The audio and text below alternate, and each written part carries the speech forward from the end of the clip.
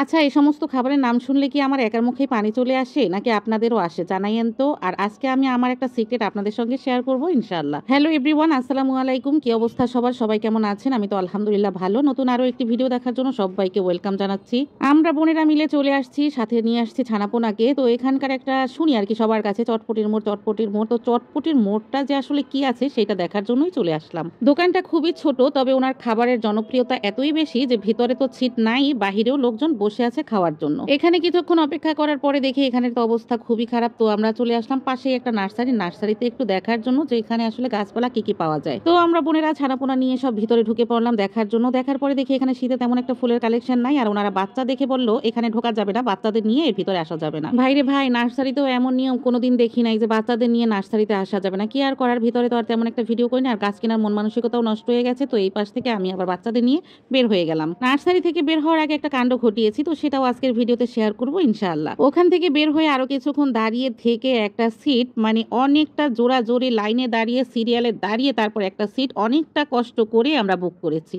ভাই, এটা তো সিট তো না, যেন রাজসিংহাসন দখল করে আছি আমরা। যাই হোক, আরামসে বসে আছি। এবার আমাদের লাগতেছিল গরম, চারপাশের মানুষের লাগতেছিল শীত।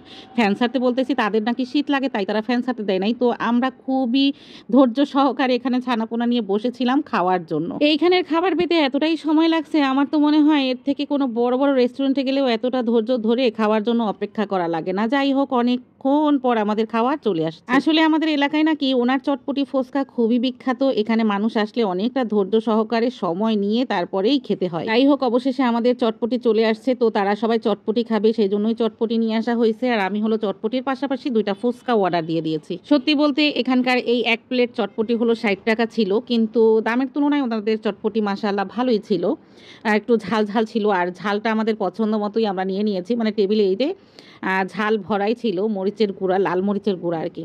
তো লাল মরিচের গুঁড়া পছন্দ মতো দিয়ে খাওয়ার মজাই আলাদা রে ভাই। আমি যখন আপনাদের সঙ্গে ভয়েস ওভার দিচ্ছি তখন তো আমার আবারও খেতে ইচ্ছে করছে। কেন জানি না, এই সমস্ত খাবারের নাম শুনলেই আমার মুখে পানি চলে আসে। আর সেইখানে আমি এই ভিডিওতে ভয়েস ওভার দিচ্ছি দেখে দেখে, কি বলেন তো যন্ত্রণা। যাই হোক, ফসকা চটপটি এগুলো আমার ভীষণ পছন্দ। আহারে কি মজা করে ঝালগুলো দিচ্ছিলাম, তারপরে মজা করে খাচ্ছিলাম, পছন্দ মতো ঝাল লাগছিল আর খাচ্ছিলাম। কি যে স্বাদ ছিল গো, ধীরে ধীরে মজা করে এগুলো খাচ্ছিলাম, আর কি যে একটা স্বাদের ফিল নিচ্ছিলাম। তো আরে খুব মিস হয়ে গেল। এখন দেখে সত্যি আমার মুখে পানি চলে আসতেছে। আর এখানে আমরা খাচ্ছিলাম আর একটার পর একটা টক অর্ডার করছিলাম। এখানে টক তো ফ্রি, যত খুশি টক খাওয়া যায় ততই আনা যায়। মানে আমরা বারবার খাচ্ছিলাম বলে দোকানদার বললো যে তোমরা তো সবাই আমার টক খেয়েই শেষ করে দিবা, পরে আমি মাল বিক্রি করবো কিভাবে। তো এখানে প্রতিবার সে 6 কাপ করে টক দিচ্ছে, আর একটু পরে শেষ হয়ে যাচ্ছে। আমরা বারবার টক নিয়ে খাচ্ছিলাম, আর এখানে টক নিয়ে কারাকারি লাগছিল। একমাত্র আমার বোনু, যে কিনা টক কম খায়, সেও এখানে এসে টক নিয়ে মানে যুদ্ধ। এইদিকে আমার ছানাপোনা, আমি যেভাবে টক খেতে পারি তারাও ভীষণ টক খেতে পারে। মানে কি আর বলবো, আমার যে পুত্রটা, আমার মুজাহিদ, সেও সাংঘাতিক টক খেতে পারে। তার টক খাওয়ার কথা নাই বা বলি, মানে আমার সঙ্গে তার একমাত্র লেগে যায়, মানে ভাগাভাগি লেগে যায় যে এইটা আমার তো ওইটা তোমার।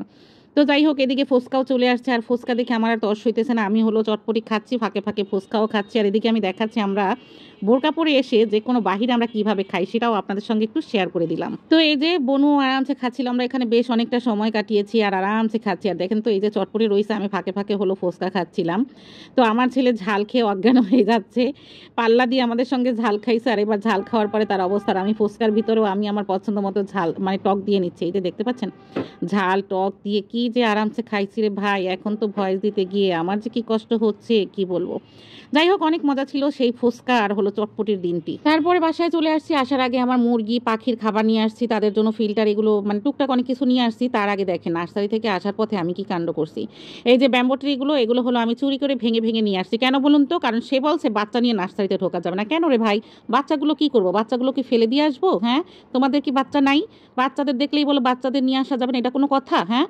তারপরে এই যে এই ব্যাম্বো ট্রিটা হলো আমি আরেকটা নার্সারি থেকে নিয়ে আসছিলাম, এটা শিকড় ছেড়ে দিয়েছে। এবার এখান থেকেও কিছু ব্যাম্বো ট্রি নিয়ে আসছি।